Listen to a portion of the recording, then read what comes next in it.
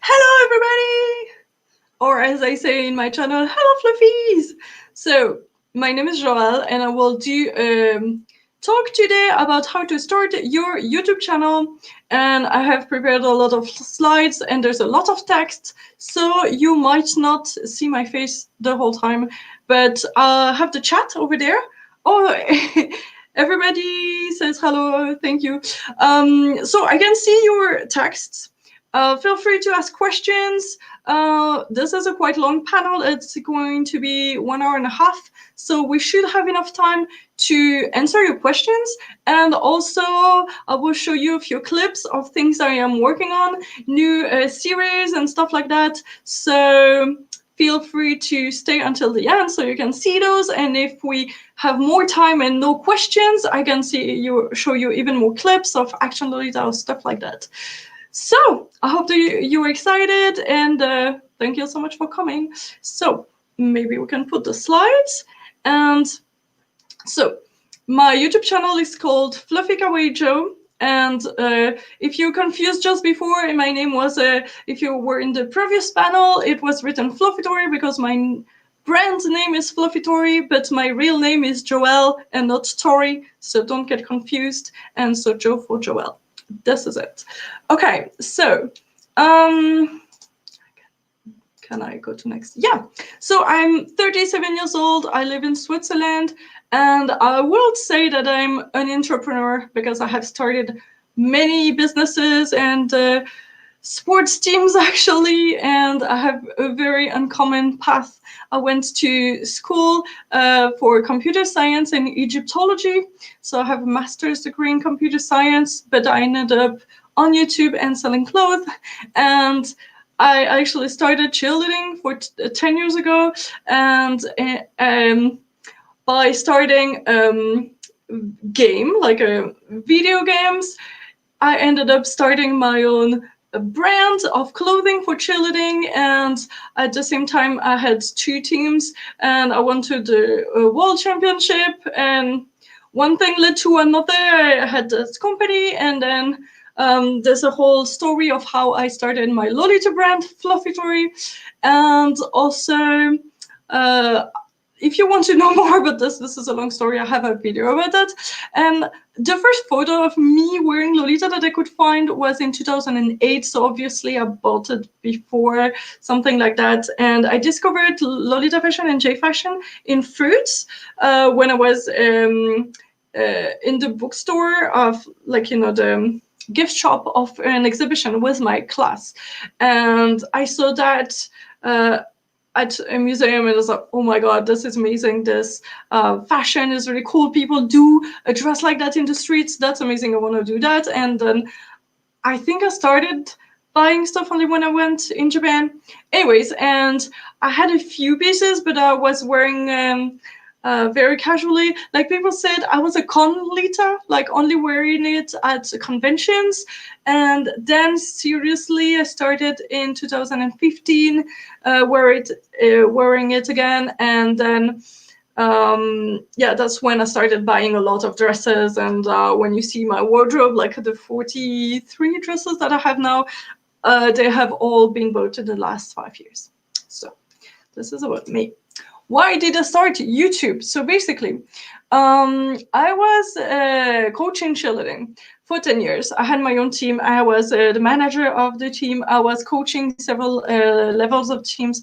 I was also the president of the Swiss Federation at some point, and I had a chairwoman in the European association. Anyway, I was super busy. As already had my company, I had a lot of time, and one thing led to another. The teams I were coaching were stopping. We had more coaches, whatever. So I went to being busy all nights, all week for years, to having my evenings all free, my weekends mostly free. And I was like, what is going on? I have to find something to do with my life and say, oh yeah, Lolita, that was really cool. So at that point, I went back also to buy more stuff for Lolita, and then I crafted again. And then one day I was showing my friends all the cool things I crafted to go with my Lolita dresses, and she said, you should start a YouTube channel to show that to people. And then I said, yeah, why not? And that same day, I went to look for cameras and everything, and then I said, okay, I'm going to start. And maybe like a week later or a month later, I made a few videos, and then I started it. I had maybe 5 videos.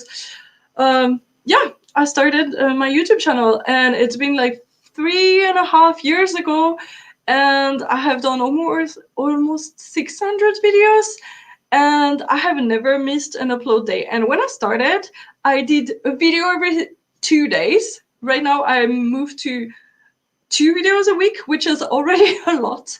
But yeah, I have never missed an upload day, and I'm so dedicated. But also that helps because I have my own business and I can do my own hours, and I can manage my time like that. So that helps a lot. I'm realizing that I'm talking a lot and I'm not really looking at the questions. So I will stop a little bit. Yeah. So I will only answer if it's a specific questions. I read all you cool and nice comments, so thank you so much. So when I started, and this is something that I will tell you later not to do, is that I started by making tons of different things on my channel. Everything basically that I liked. So a bit of crafting, it was for Lolita, but accessories, stuff like that. And then Lolita fashion, and then it was the start of Pokemon Go, so I did things about that. And I love to travel. I traveled a lot, so I did also like videos of everything, every places that I went. And it's not good because people, oh, also I did some videos about robotics because I'm also involved in that.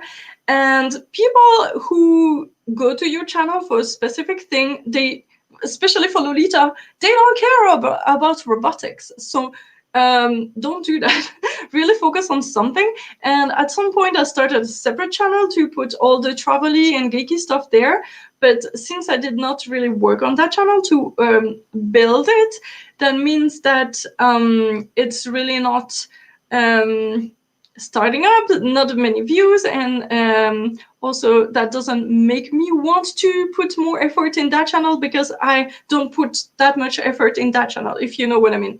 So building a channel is really hard. So I would say maybe try and see for a very short time what you like and what people like, and then focus right on that. And then maybe doing several channels is not the best thing to do, but you don't know.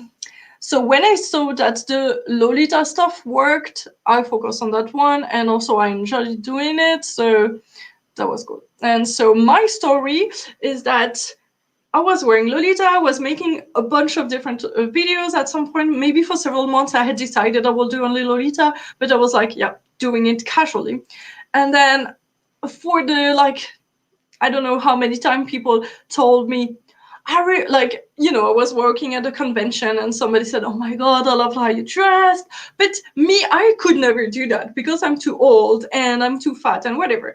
And so I realized that people give themselves excuses to not dress or do the things they want. And I discovered, especially for Lolita, this person said that they would love to do it, but they think they cannot. And so that made me so sad. And I realized that there's a real need for inspiration to really tell people that they're allowed to do that, and that it's okay and everybody can do it. And I'm seeing so many people telling they're 35 and 39, and that's amazing. And usually when people see me, usually in Lolita, like Sweet Lolita, they will give me like 10 years less. So that's really cool. I feel also young because I'm doing something that I love and I'm passionate about, and that makes me look amazing and looks younger. I don't know.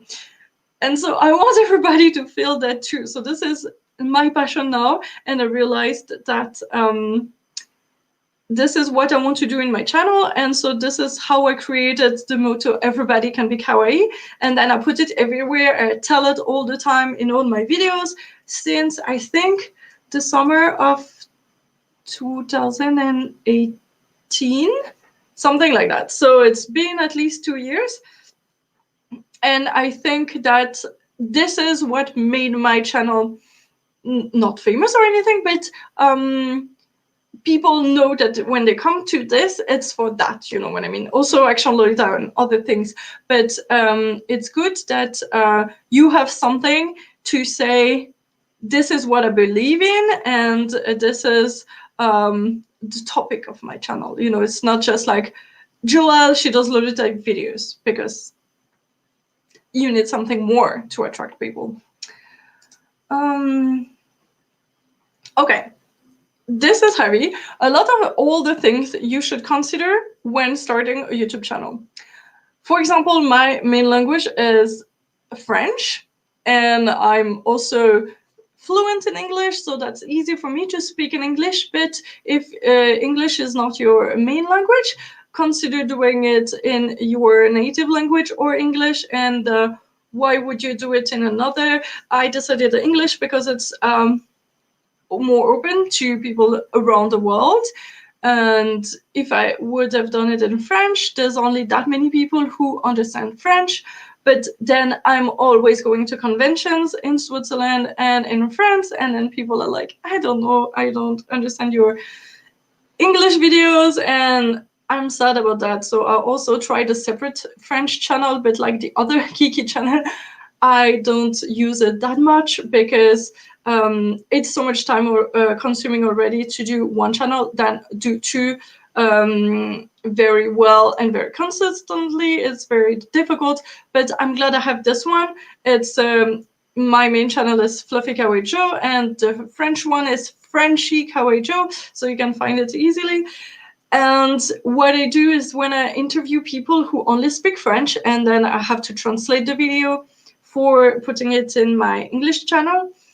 Sorry. Then I put the main video in French in it, and then also I have done a convention. Oh, thank you. People love my accent.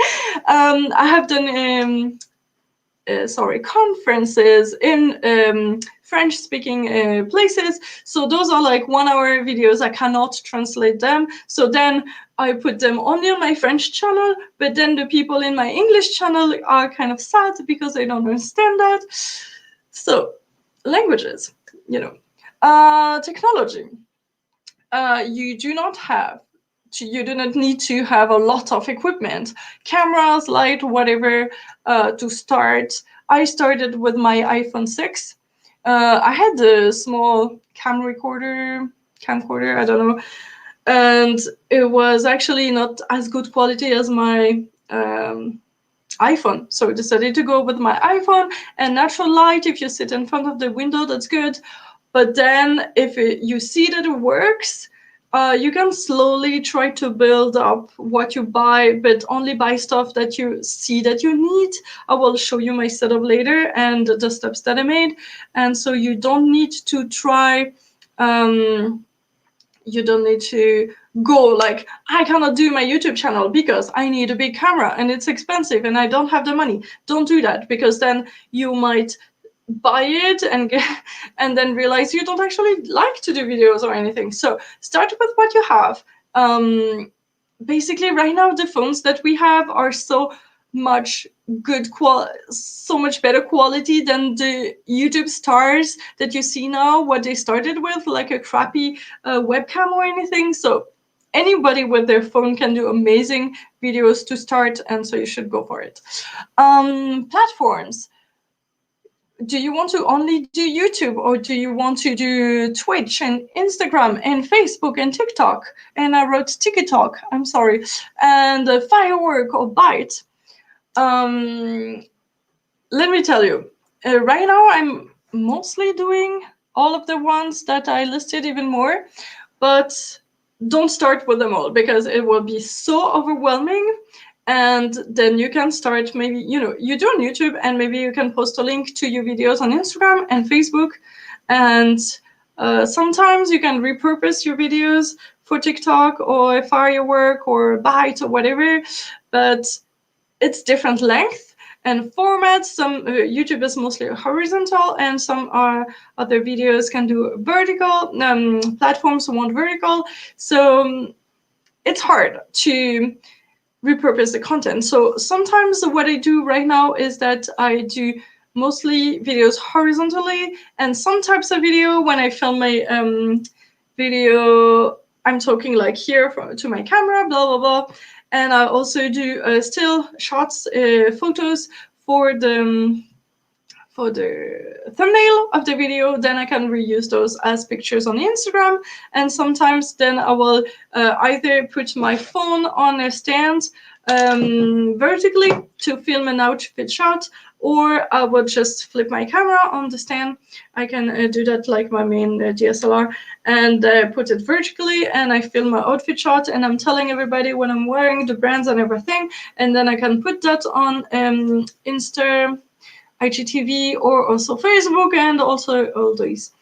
And so, but at the start, I did not do that because I was already overwhelming. And when you have your routine that is going well, then you can start to add new platforms and new platforms. Or at the moment, what I do is I just downloaded Byte, and which is the new, I don't remember, like Vine, I guess. So yeah, sometimes the vertical videos, I just put the same one also on TikTok. I know I should put music and effects and stuff like that, but I don't care because TikTok is not my main focus. So I just use the same video and put it in several places, but I cannot put a YouTube video in TikTok because my YouTube videos are like 20 minutes and TikTok is vertical, like 1 minute. So it doesn't work like that. So formats, you have to think about it, platforms and everything. Okay, let me just pause for a minute and read the chat. Transcription services. Yeah, but right now I do not have enough money to invest in people translating my videos, because even though $1 per minute seems nice, when you have 2 videos that are 40 minutes per week, this is a lot of money. So this is not an option for me. Yeah, camcorder. Awesome. So, why do you do these videos? This is something that you have to ask yourself. Why do you want to do that? Do you want to be an influencer? Do you want to be famous? Do you want to share your passion?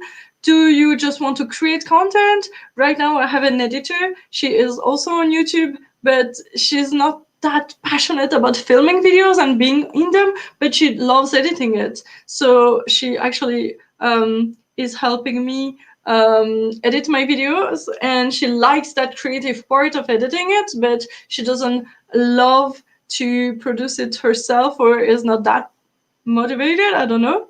So that's very good to think about why you do that. And it's okay to not love all the parts. For example, I love answering comments, and I can still answer comments because I don't have that many. And right now I'm not editing that much, but I still love it. But what I don't like is like setting up everything and doing makeup and everything in the morning. I'm like, I have to do it, like do it. And then when I'm in front of the camera all pretty, I'm like, yeah, I'm so happy and I'm talking to people and that's amazing. But in the morning, I'm like, it's gonna be like 1 hour or 2 hours before I can start filming videos, because Lolita is a process. You know what I mean.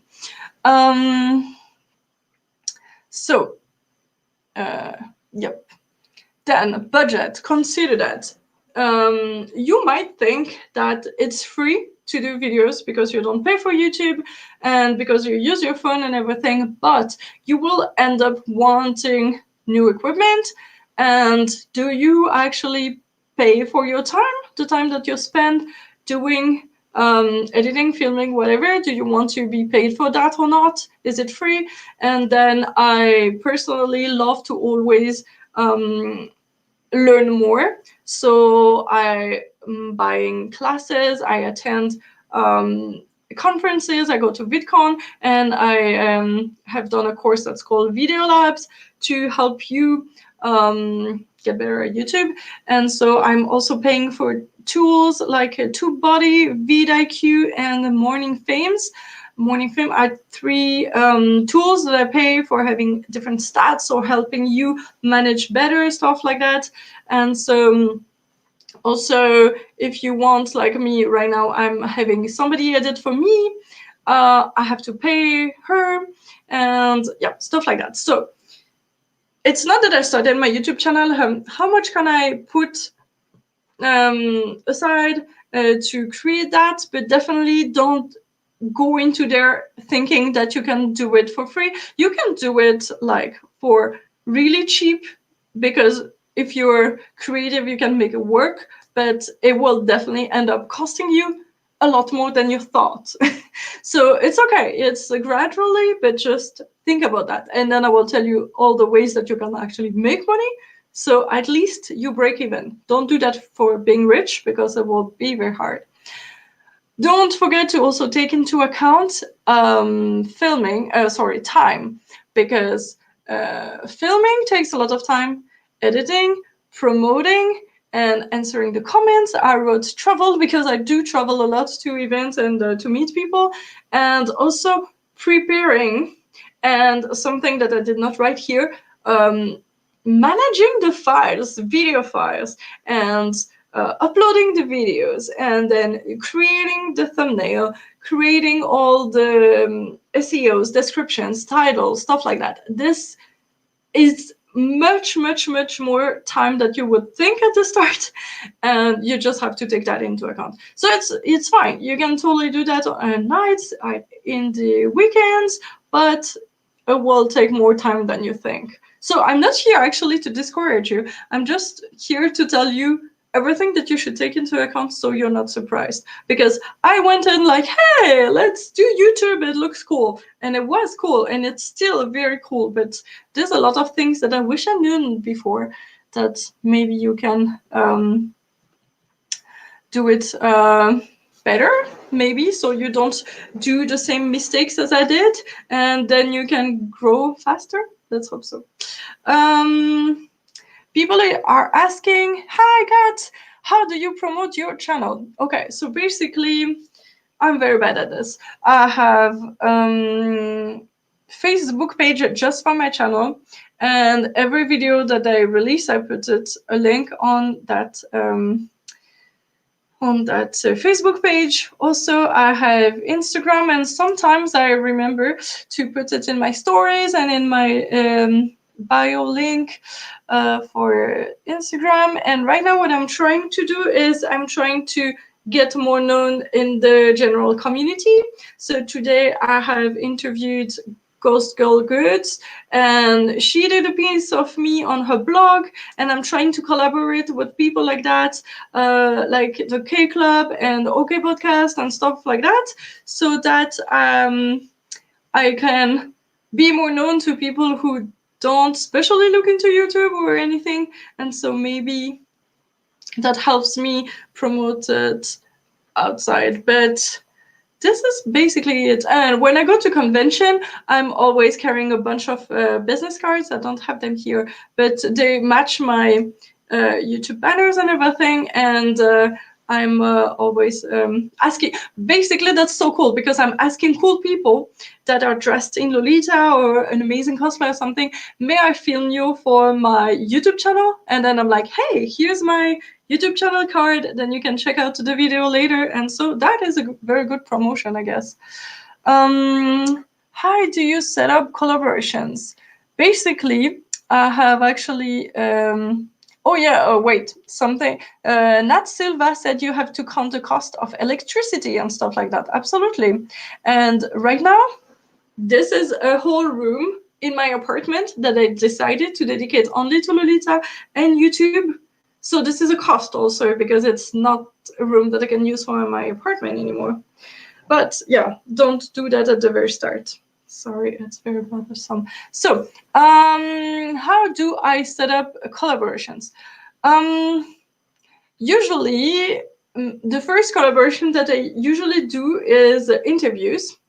Those are easy, and usually I try with people that I have at least known once, met at an event or something, and then I think they have something cool that I want to share, and then I just we connected already, so I just messaged them, hey, we're going to be together at that event again. Would you agree to be interviewed? And so I'm actually asking them to be interviewed, and so that's easy. But those people are not usually people with channels or anything. It's just normal people that I want to showcase on my channel. So maybe that's easier. If you want to make collaborations with other YouTubers your level, probably just contacting them through their comments or on Instagram. Hey, I love what you do. Would you like to collaborate? And usually coming with an idea is good. If you say like, let's collaborate and don't suggest anything, then it's kind of hard. I have another thing about collaboration later, but I think it's good to talk about it now. Sometimes it's hard to think about topics. So, for example, I cannot remember right now. There's an Lolita association. I think it's a DC something.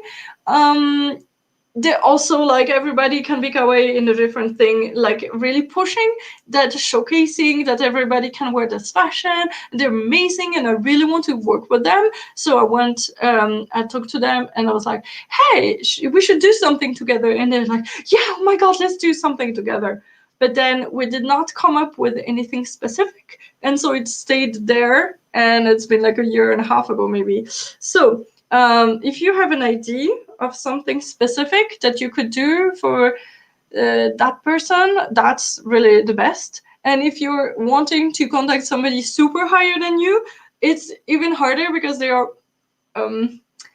get so many messages everywhere, comments that they might not even notice you or might not even want to work with you. But like I said, Ghost Girl Goods, OK Podcast, and K Club, those are all people that I just call, yeah, DC Kawaii style. Absolutely, yes. Those are people that are just emailed, like messaged through Facebook, maybe, hey, I like what you do, this is what I'm doing, do you think that we could work together? And then it worked. So just try, and if you have an idea, that's the best. Nat Silva said the collaborating for twinning online. Yeah. It's very, very good topic right now. Collaborating, or do you want to do the don't rush challenge, like the thing with the brush? That's something cool to collaborate on. Or, like I said, interviews are great because people usually they agree to tell their story, they want to be featured. So asking them to be interviewed is something easy, but it's not suited for all channels. Mine is set up as I do a lot of interviews, so that's good. Oh, then we should definitely do something together if the community in Australia is wanting to do something too. So let's do that sometimes. Yay. Actually, some people, at the end of my wardrobe videos, I said, if somebody has the exact same dress as me, I want to twin. And so I'm preparing a twinning videos at some point with people who have the same dress. So I don't know how I will do it, but it's something that I really want to do, to include more people inside of my videos, because then this is also a way to promote. If somebody that is not even on YouTube or anything are in your video, then they're super happy to show and share your video, to say, hey, I was in this video, go check it out, and send it to all your friends. So that also helps to promote your own channel. So why not? Twinning is like a non-intimidating way to getting your stuff out there. Absolutely. So especially right now, it's a big trend on twinning. So I'll go for it. Okay, sorry, I'm talking a lot. I will need to drink a lot. I have an issue. This gorgeous thing is almost empty, and then the next one is very ugly, but still water, so I will have to deal with it. I'm so sorry.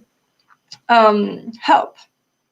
You could do everything yourself. Or you could ask friends and relatives to help you or hire help. But maybe this is several steps. All the big projects that I have done so far, I managed to get all my friends to do it for free with me and my boyfriend and my brother. So this is cool. But if you don't have access to that, maybe you can hire people to help you. But it goes back to the budget thing. So let's do the next. So find your angle. Basically, I hear a lot, oh, I'm tired of seeing all those unboxings. Everybody does these. So let me tell you all about it. Personally, as a Lolita, when I want to buy a dress, I actually like to see unboxings because you buy a dress on a picture like this, like the stock picture of the brand that is tiny, and you put a lot of money in that brand, and you want to be sure this dress is for you, it's pretty, and you want to hear about how other people think about it, to be sure that you can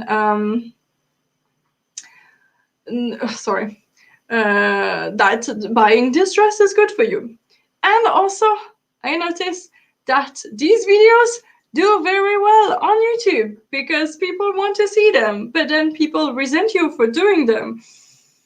I don't know. So this is something I'm telling you later. You have to find the good balance between what people want to see, unboxing and dresses, and how you spend your money, basically, and what you're really passionate about making. And I'm actually, can I hide this? Yes, sorry. So I still do unboxings first because I decided that making 2 videos a week, you need content, and buying a new dress is content. And also I'm happy to share the new dresses that I have. And also I want to put out there that why I love this dress, why I love this brand, why I don't like this brand. I think it's important and it's content. So I still do that. But what excites me is to have a purpose. And so my purpose is that everybody can be kawaii. And so this is why it is different about me. Maybe it's not very transparent in my unboxings. Sometimes I try to see this dress is very small. I'm considered plus size in Lolita fashion, even though I'm not really that plus size, but I struggle to fit in the dresses. So sizing is something I comment about. So it goes into the everybody can be kawaii because every size can wear Lolita fashion, but not all the dresses and stuff like that. So I would say continue doing unboxings because I think we do need them for the reason that I said, but find something that is different about you. And also, like I said, everybody can be kawaii, and also those are just clothes. So go have fun, go do whatever you want. And I started Action Lolita because I was so tired of just sitting pretty and eating cupcakes and drinking tea because I'm a full-fledged individual, not just a sitting pretty person, and I want that to be reflected in everything I do and wear. So that's why I started Action Lolita. So if you don't know what Action Lolita is, it's a series where we're trying extreme sports and activities wearing Lolita fashion. Of course, we're not wearing like $400 brands, but we're wearing Lolita. Usually we try to wear Lolita to the fullest. Usually the shoes don't match with the activity, but yeah, and I will show you trailers and such later if you stay until that. Yeah. Next, target audience. Lolita fashion represents a very small, tiny part of the whole watching population on YouTube.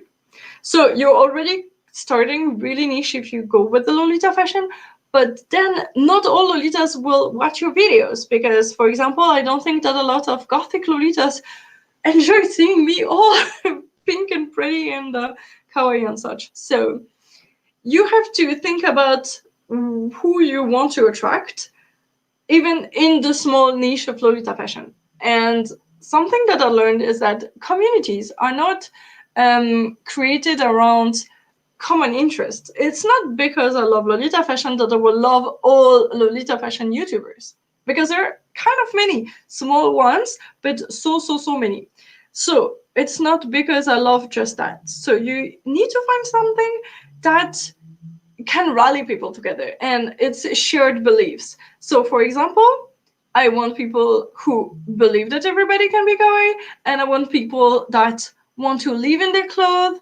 And if people are like brand horse, oh no, you cannot wear borderline or you cannot wear off brand, they can watch my channel, I don't mind, but this is not the person that I try to attract, because I've been wearing, so this is brand, this is an indie brand, but I've been wearing I think no, not this one. I was going to say, I think I went with the borderline blouse to an angelic pretty party. It was not borderline, it was Taobao, but still, brand whores and elitist people who think that Lolita fashion is only for some people, they're welcome to watch my channel, but this is not the type of person that I try to attract with my videos. And maybe if those people watch my videos, that they're not the ones who comment. Actually, I have only people commenting, oh my god, I'm so happy you're telling that, I feel so old, but I wanted to try that, and now I'm happy that I know that I can, so I started Lolita fashion. And so this is cool, and this is what I want to hear. So find who you want to talk to, not just Lolitas. Okay, let me go back to the channel a bit. You guys are so positive here. This is really cool. I love this crowd. Thank you. Branding.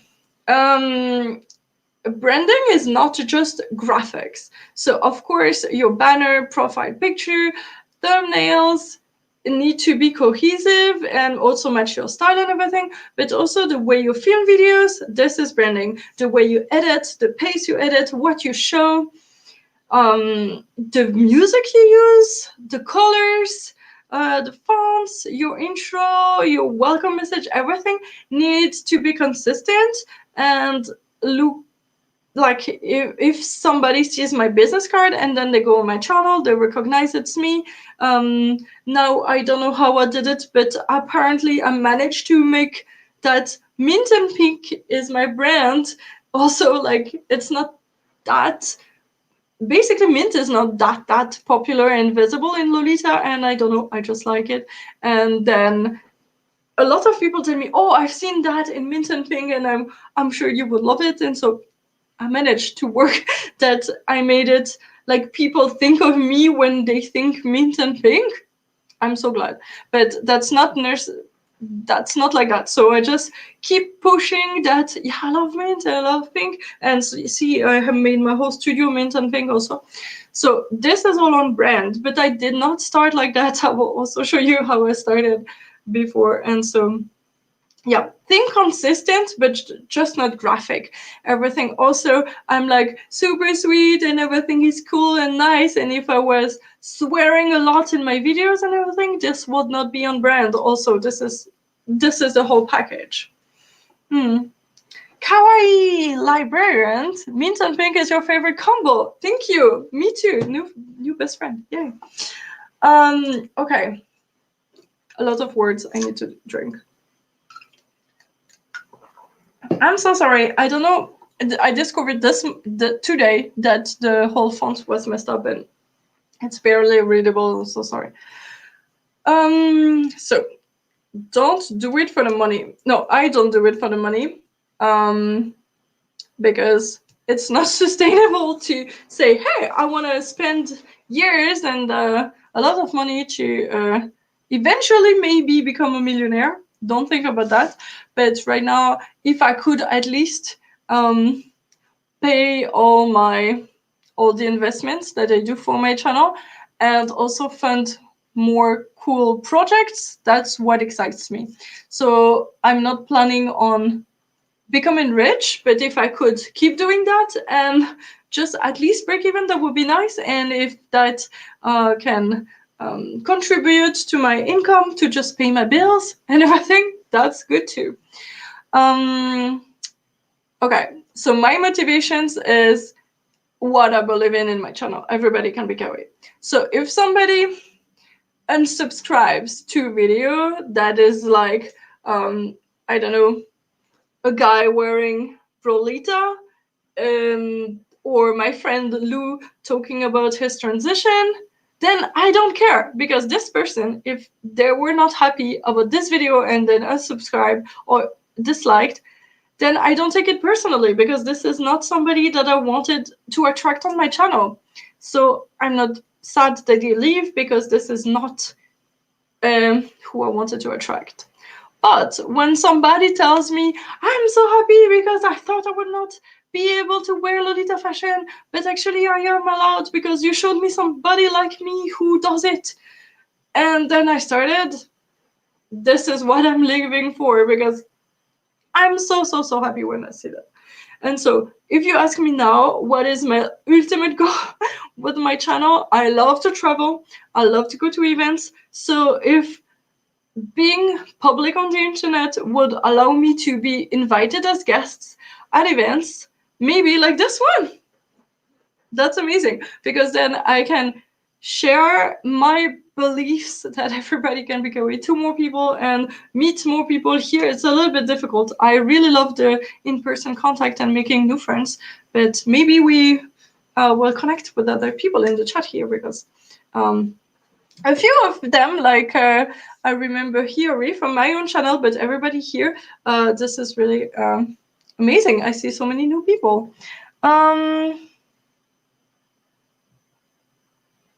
Yeah. Also, I would say, if you can, just write your questions in the chat, or label it with questions or anything, because I see a lot of very nice comments, but I don't know if I should read everything right now and answer to it. But keep the energy going, because it's amazing. Everybody is on so well on things that I love, so that's perfect. Yeah, I think I covered it all here. So everybody has unfair advantages, which is things that you're naturally good at that can help you doing anything. And for example, I realized that I'm not a very good actor when I tried to do skits and everything, but I'm so organized. I will tell you later all my cool organizing things. I'm a workaholic. I'm trying to have a good life balance right now. Also, video games help a lot, but I could literally work for hours, and I don't mind. I love that. When I love my job, I can do it. I have a master's in computer science, so all the tech stuff is not that hard for me, so that helps. And I'm also very passionate about learning, and I want to always improve everything that I do. So I'm always watching videos on YouTube or podcasts about how to make videos better. And this is actually what I do for fun. Like watching YouTube gurus, like they say, telling you how to do it better.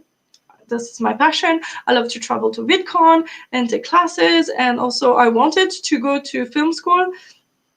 I wanted this summer to go for a 2-month workshop in New York and learn directing and being a filmmaker, like a super crash course in 2 months. But of course, I'm not going. Maybe later. But I'm very passionate about that. This is the end of the pretty one. Let's start with the ugly one, I'm sorry. Okay, how to make money on YouTube. I listed several things. Most people will tell you that if you want to make money on YouTube, you do not have to have only one stream of income. You have multiple streams of income that makes it a little bit, and it makes something good. And I even listed how much I'm doing myself here, so you can see after 3 years and a half how I can do. It's not that typical. I don't say that everybody will do that at my level, but at least you can have an idea. So first of all, it's AdSense. This is what people think when you make money on YouTube. It's the ads that you see before or after the videos, or inside the videos for some.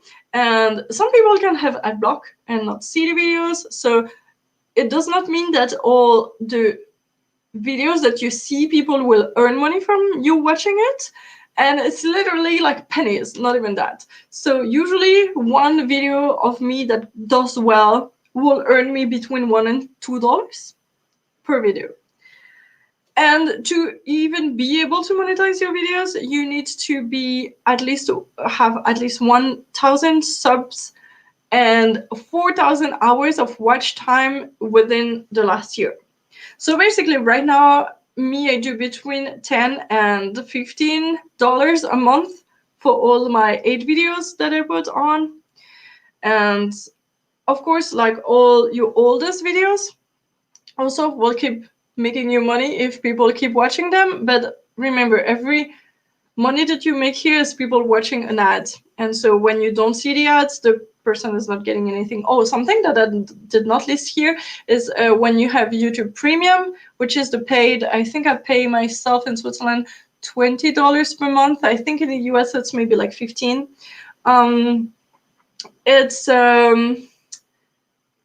It's you pay YouTube to don't have ads anymore, and you have stuff like on your phone you can play in the backgrounds, and you can save videos to watch them later, stuff like that. And then when people watch your videos and they have an account like that, you also get a small percentage, but it's by how many people you view and such like that. So it's also very tiny. Super chats. This is good because basically this is when you do live streams and people want to just support you. They can send you like something anywhere from $1 to $100 if they want, I don't know. And even people paying you like $1, $2 like that. What I do is that I have stickers and I write the name of the people who do that and I put them on the back on my wardrobe.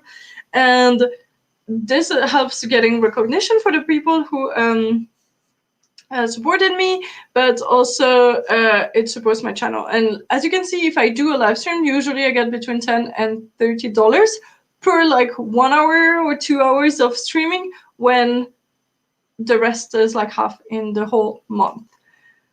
Somebody said something about Adsense. Volatile, absolutely. Also, I totally forgot about that. Yes. AdSense can go away anytime, because also if you get copyright strikes or stuff like that, they can remove your monetization. And there have been some things called adpocalypse, when it's for one reason or another, one ad was shown next to a video that was not that good, or like promoting something a bit shady. Then the advertiser freaks out, and then it makes a big media mess, and then the whole advertisers pull their money from YouTube and don't advertise on YouTube again for a lot of months. And I think by the time I've been doing YouTube, it's been at least 3 times the case. So yeah, it's very volatile, like they said. So don't rely on that, definitely not.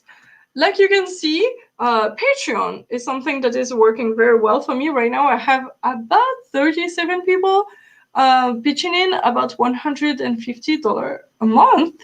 So this is the main income I do in YouTube. It's Patreon. And I can talk you more about Patreon, what has been working or not later if you want, for me, because I've been doing it for 3 years, maybe 2 years and a half, and so I can tell you what I tried and what does not. Sorry. Sponsors. This is a good way of doing money. And right now I spent a lot of money to make a very pretty media kit to show my rates, to show what I've done, what I believe in, the price I got, everything. And I've sent it to a bunch of other people, and yet so far sponsors is not something that's working for me yet. So I cannot tell you that much about it yet.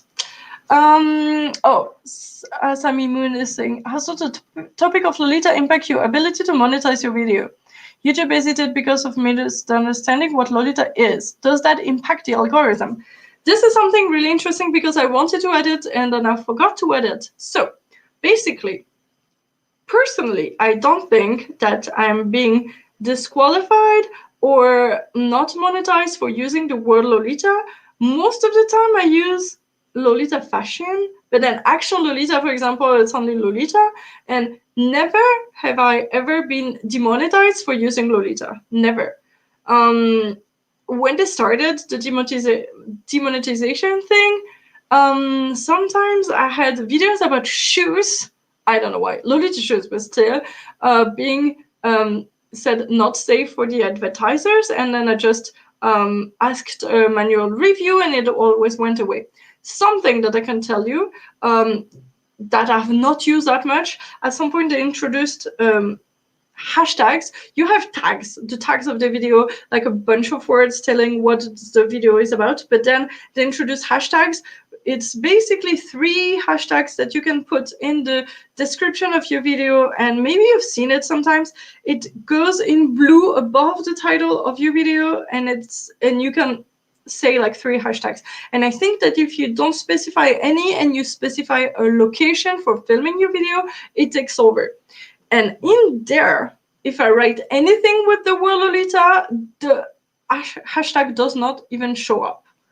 But that's the only thing that I've seen, and that doesn't allow me to be discovered better or anything. I think this is something they tried, but I don't think this is really valuable to be discovered or anything. So personally, having the word Lolita or talking about Lolita fashion has not impacted me at all, that I know of, at least. But thank you for bringing it up. Other platforms. So basically, I know that you can earn a little bit of money on TikTok by live streaming or stuff like that. Or I got contacted about by Firework back in October, November, and I wrote 0 between 300 because basically for a few months I was paid to do based on the number of views that I made, which were good because, oh, Twitch is filtering Lolita. Oh, that's not nice. So I don't think that YouTube is filtering anything, so that's good. So basically, Firework contacted me to be a creator on the platform, and so I could be paid right off the bat. You don't have to build up your follower or anything. That's good. But because of their algorithm or whatever, I got paid like between 200 and 300 for maybe like 2 months, 3 months, and then literally 0. No, sorry. I had 1 month 50 cents, and then 2 months at $1 because I'm paid 50 cents per person who clicks on my link and creates an account. So technically not 0, but you see. Yeah, JFashion to go around. That's a good thing. Yeah. You know, why are we so misunderstood? Like I said, I started with cheerleading, and cheerleading is also very well misinterpreted. Oh, you're just a sexy girl moving your ass on the football field, where I was actually an athlete throwing people in the air and catching them and going to the world championship. So I guess I'm used to having to explain to people that what I'm doing is serious and not stupid. Anyways. Affiliates. Affiliates is something that goes when you recommend something. For example, I have an affiliate program with AliExpress, and when people look at my links that I put in the description for things that I bought on AliExpress and they click on it, then I get a small percentage of things that I buy on AliExpress. They have that on Amazon. For example, like I said, TubeBuddy is how do you say that? A tool to help you better manage your channel and do cool stuff for YouTube. There's a free version and there's a paid version. And if people click on my link for the paid version, I also get some money for that. So think about that.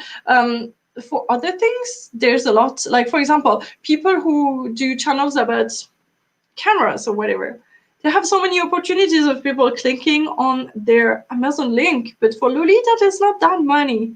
So if you know about any good affiliates for Lolita, let me know. Did I watch the popular Netflix documentary on cheerleading? Yes, I did. I did only start maybe 2 or 3 episodes, and then I stopped. I don't know why. Also, something that pays a lot but is not that common is when people hire you to do something else totally than Lolita or anything. Novartis is a big farmer in Switzerland, and because the mother of somebody I was working with in actual Lolita knew me, they needed somebody to film their congress, and they thought of me and they recommended me, and I got this paid job to go film in a 5-star hotel, a bunch of people talking for the weekend and doing cool stuff. So that was amazing, but that was one of maybe next year that will contact me. And now another a friend of mine is asking me to help him. He's in the board of the city, and they need to do like the, I don't know, the meeting of the Congress of the city. I don't know how to say that. The community. Anyways, you know what I mean. And so obviously they cannot meet in person now. They have to do it by a video chat. And so I'm helping them setting that up. Merch is another one. Town hall meeting. Yeah, probably. Thank you. Merch. Basically, you can either have your own brand like me, which actually I started Fluffitory before my YouTube channel, but it's still a merch, so I can now actually, we do different things in Fluffitory, but I have made my own pins, I have a jacket or stuff like that, specifically that says Fluffy Kawaii Jo or says everybody can be kawaii, but still I can still promote like, hey, this is a very cool Fluffitory pin, or the wrist cuffs that I'm wearing, stuff like that. I actually don't do that. I'm very bad at promoting my own stuff on my videos. I should do that more, but I don't. You can also make t-shirts, and you can find places that you design the t-shirt and they take everything, they ship it directly. You don't have to do inventory. I do all the shipping and inventory because I do that for my brand anyway. So yeah. Or you can also do collab with brands, and then they do something with you, and then they sell your design, and then you can get something. Sorry.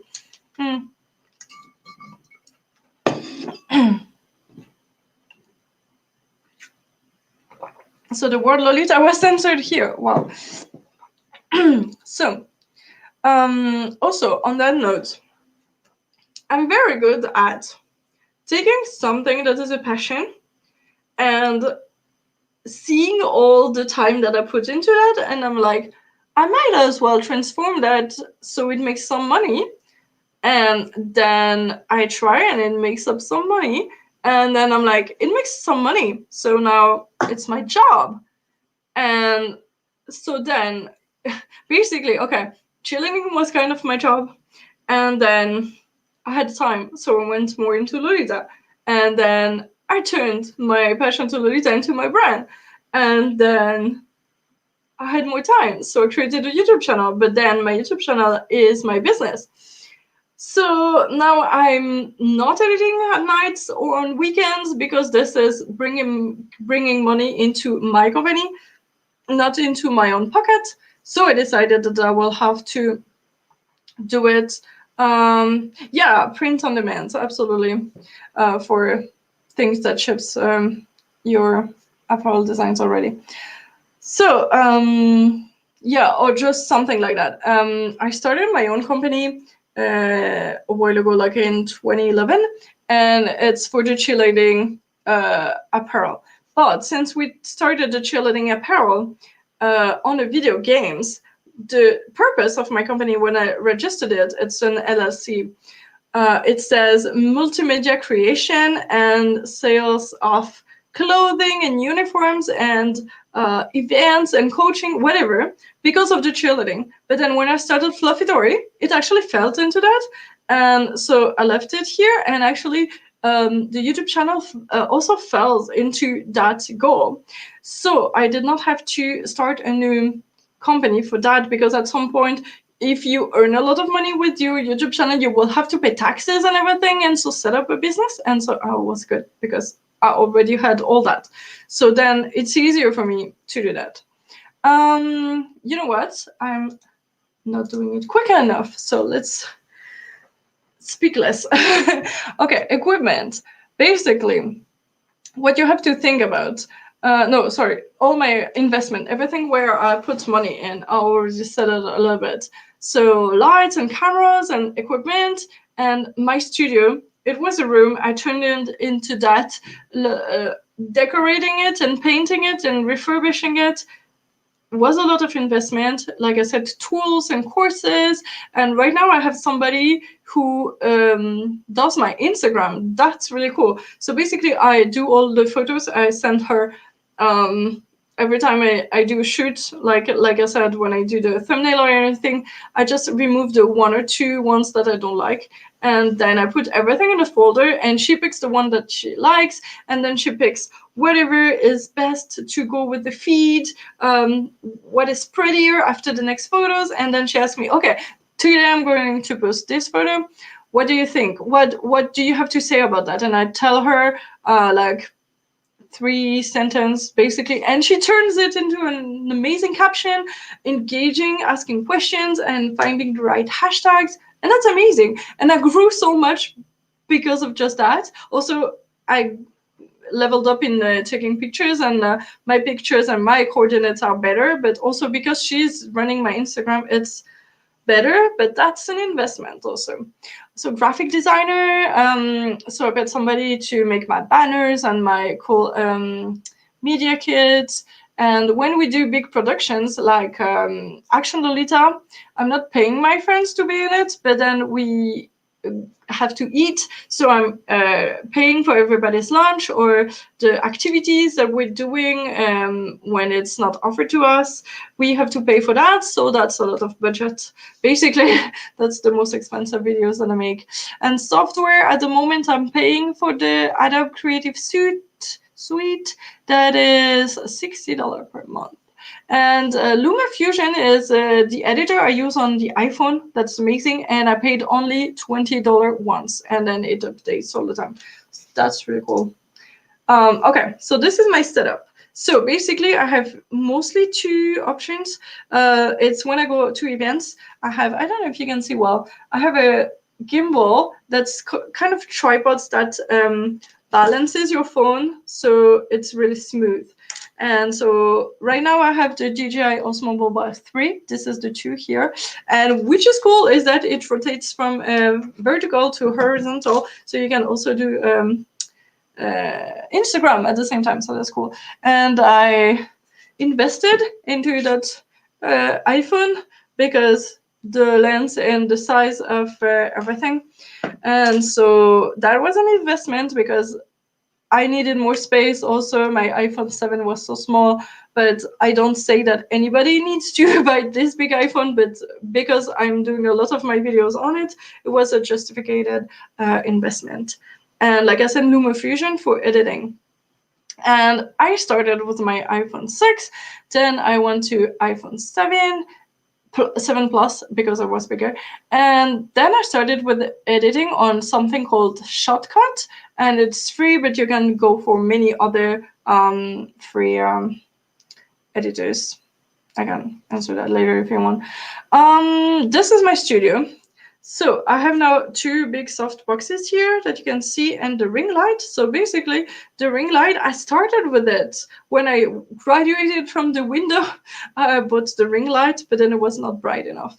And I will tell you why. Okay, the window is great because this is free, but the light, for example, in the studio, I have a window there and a window there. So in the morning, I have the bright sun coming from there, and in the evening, the bright sun there. So basically, and when you have the sun in your face, you cannot film. I can point you to a video where you can see basically the sun moving, and it's raining the video.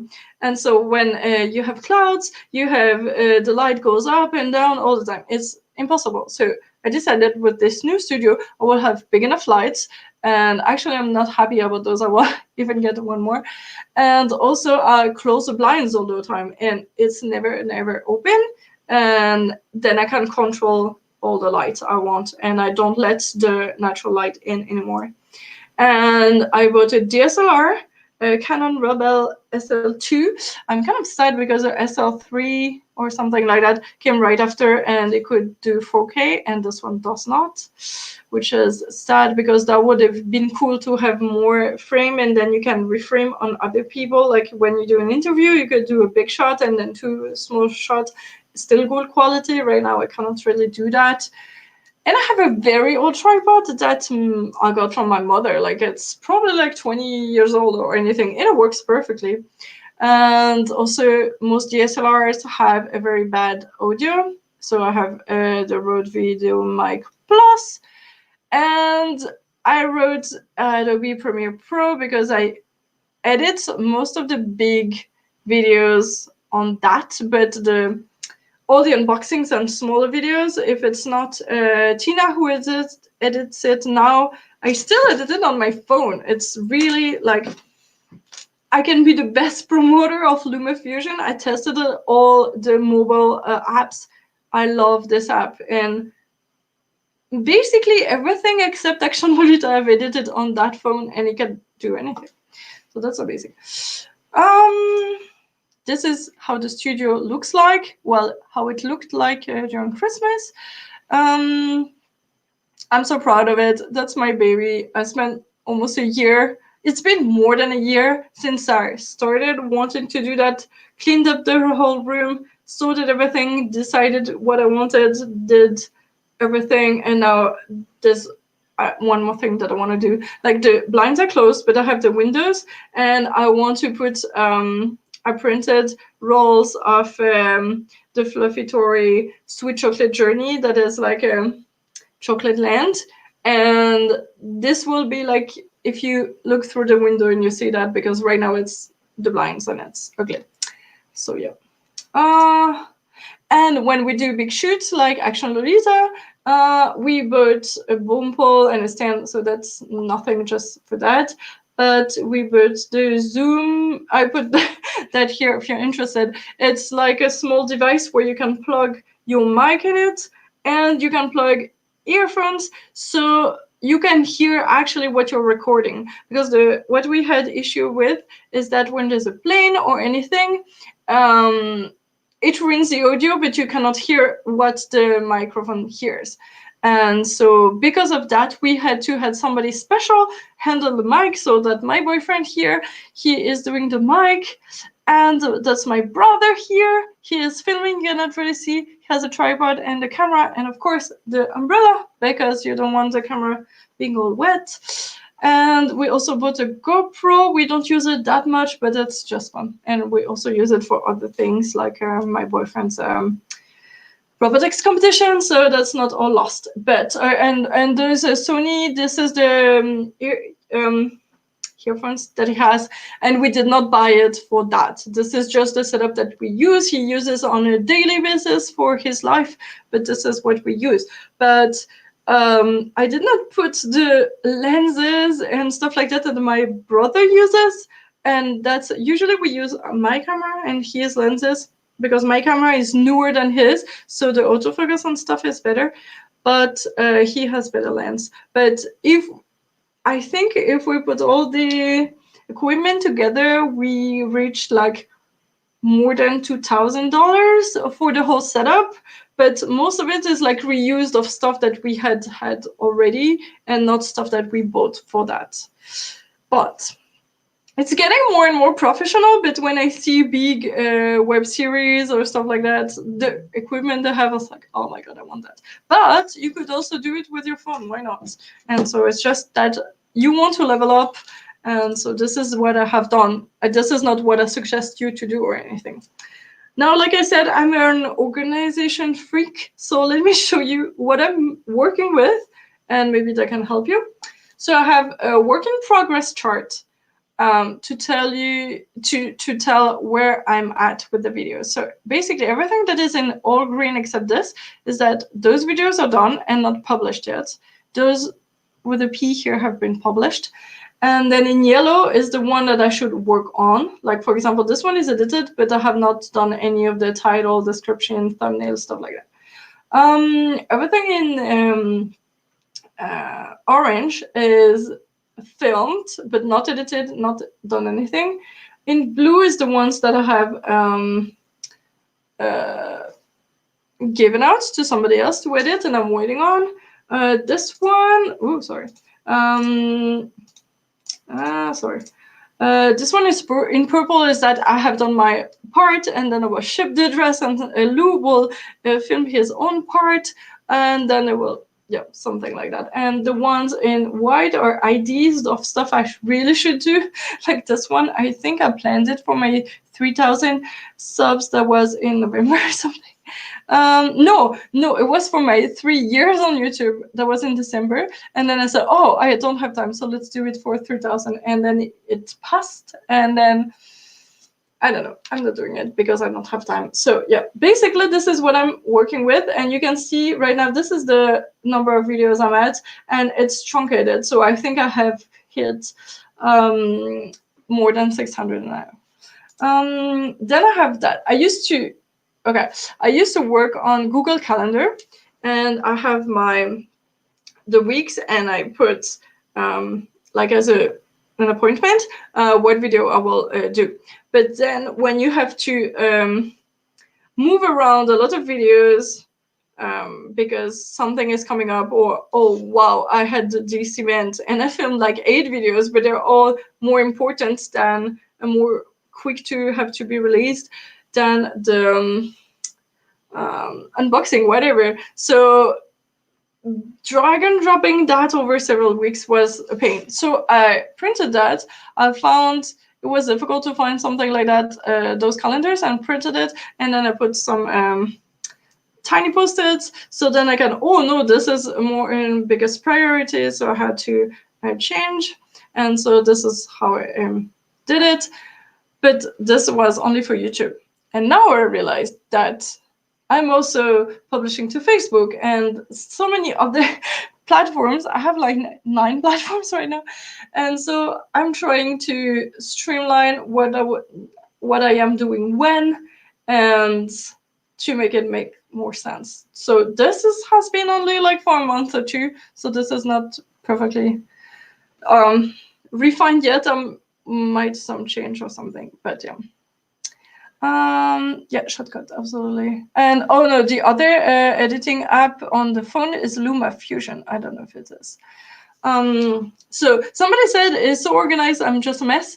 I cannot function if I don't do that. This is just, I cannot. So this is why I'm doing that, so I know where I'm at, and so yeah.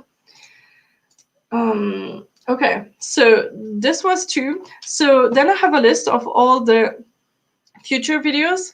I have 271 lines in my list of future topics, but I actually never pick from that because I have too many unboxings or events or interviews, and I just collect potential topics, but I never do that. Then Tina, which is my editor, we use Asana. It's a free collaborating tool. We do tasks and stuff like that. We use that, and we exchange files with OneDrive, which is the Microsoft one. And since I pay for the Windows 360, which has all Office and everything, then it's free. And I have a bunch of storage, like 1 terabyte, I think, on it. So can put whatever. Then all my videos, I have folders by years, and then by month, and then by title of the video inside of that. Recently, I've started an automatic email filter so that emails that come from the same people or newsletter or whatever are all tagged in different colors, and the stars and everything. And so basically, I've managed to tame my inbox now, and I'm kind of happy. It's been a journey.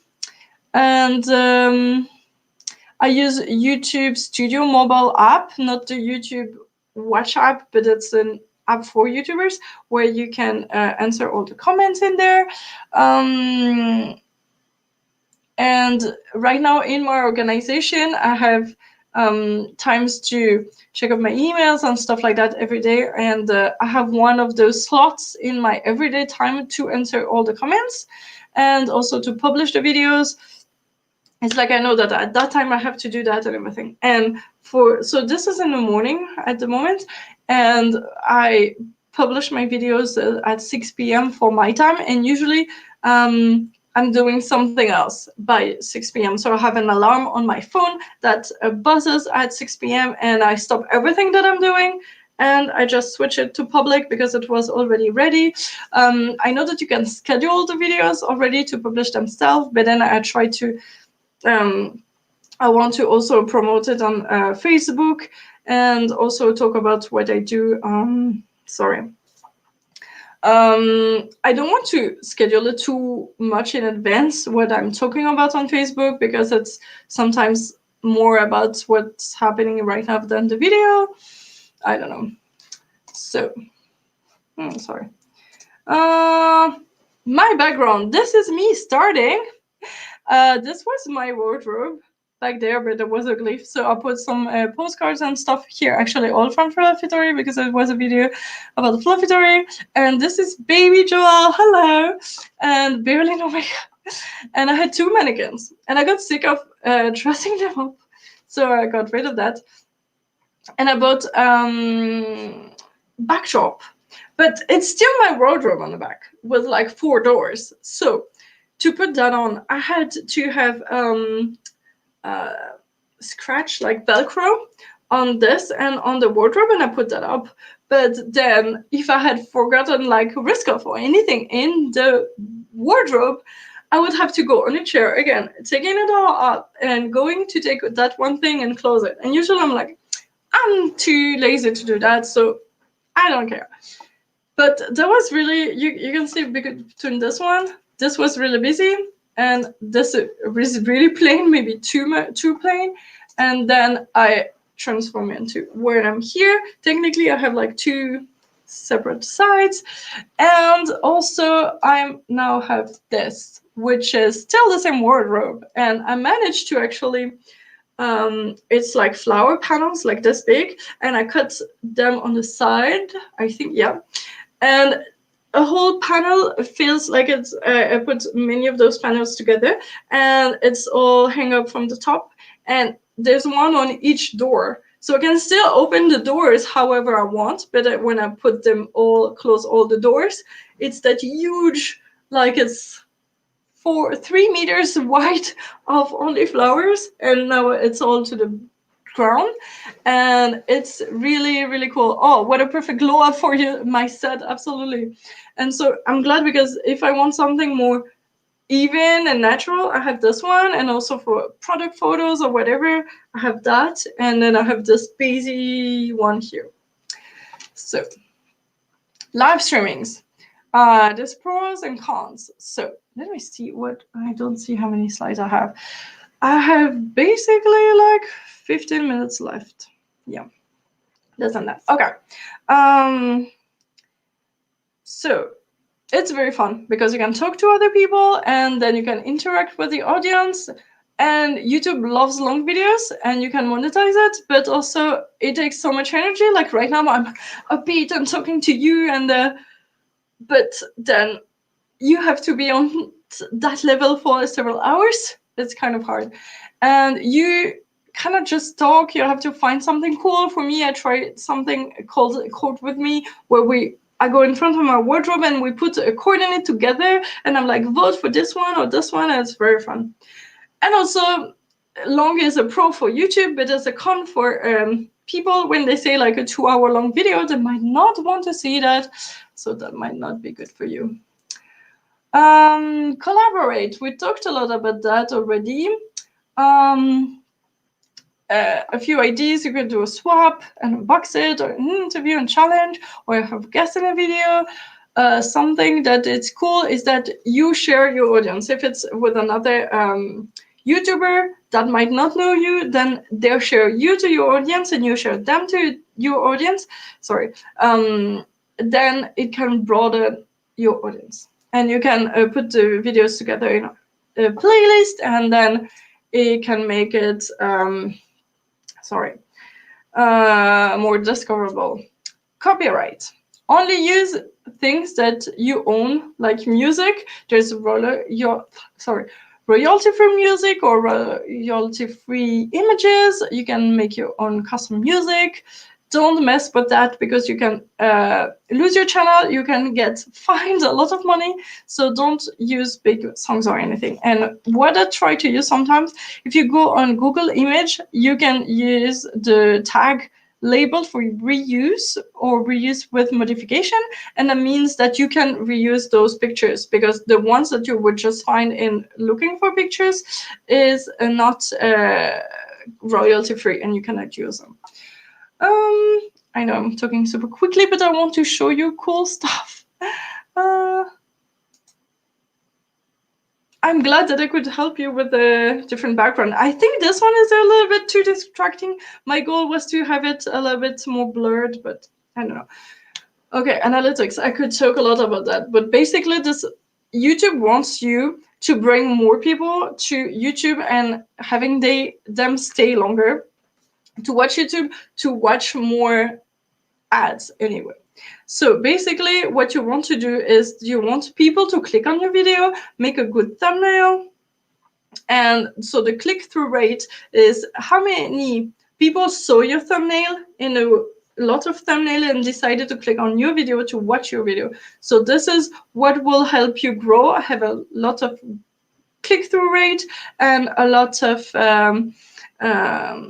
sorry, I don't have time to read this again. Oh, Pubita says you can ask indie musician to let them use your music. So YouTube loves longer videos because people stay longer on the platform, but then you have to make sure people don't click off because they're bored. Don't clickbait, but you still have to make people want to click, but deliver on what you preached on your video. And then, like I said, find a balance on what you love making and what people want to see. People want to see the clothes that I buy. When I say, hey, I bought from Enjoy Pretty, I got 1,000 views. And hey, this is a new Action Lolita video that I made, that I spent like 36 hours editing and hundreds of dollars producing, and no one shows up. Even though I think it's cool, I don't know. So let me just see. This is the videos that I want to show you. And Alexis have them ready, but we don't have that much time. And yeah, I just have a few last steps. Okay, so if you guys don't know what Action Lolita is, I will let you go look it up because it's very cool, and we will not show that. But I want you to show, I will show you the Normie Z video. This is something that only my patron has seen so far. And this is the new series I'm working on. So basically, Normies, it's a working title. This is, in a world full of Lolitas, it's the people dressed normally that stand out, and we are putting them through all the shit that they're putting us through. Like, why do you dress like that? Why? I'm sure it's a fetish, whatever. And so we've been filming a lot of skits about this topic. And I've worked on 2 so far, and I will show you one here. And if we don't have that much questions at the end and still time, because I know that we started late and I'm looking at the time running, but actually my panel should end in 2 minutes. Maybe I can show you more. And if you want to see more, you maybe can go support me on Patreon to see them all. So Alexis, I think you can play Normie's Z, please. Have you seen Naomi's boyfriend? Yeah, he looks weird. And his style is lewd. He wears tank tops. I know, we can see his shoulders. Most embarrassing behavior. Why does he want to look older than he is? I'm sure it's a fetish. Huh? Alright, I saw that on TV. What a shame. But you know, he's young. It's probably just a phase. I'm sure it will pass. His katsu is hideous. It has no lace. And no ruffles, huh? Did you see his pants? It is so tight. How can I live this way? Oh.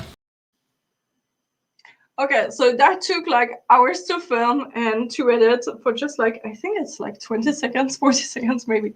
I don't know. So this is one of it, and we have filmed one in a big restaurant. And with like the biggest shoot I have ever done was 14 actors and crew members. This is what I love doing. This was so much fun. And yeah, I'm so happy. You guys seem to love it. And so I'm so happy. Although I filmed it a while ago, my style has changed and we're still very bad actors, but it was so fun to make. So this is my passion, and people want still to see me unbox things, but go support me making more stuff like that, please. So last tips. Focus your content on something specific. Engage with your viewers by answering comments. They will love it. They will follow you. They will keep promoting you. My big tip is I batch film. I film only like once every 2 weeks or 3 weeks, and I do a whole day and I film tons of video the same day. I change and everything, and that helps me to make a lot of content quickly.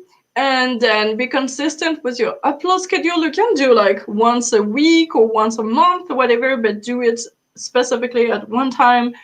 Have fun and don't wait to start until everything is perfect, because it will never be perfect. So just start now and improve over time.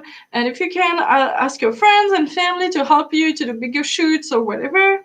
And don't start by making tons of different videos. That will not help you. And don't do it. I said do it.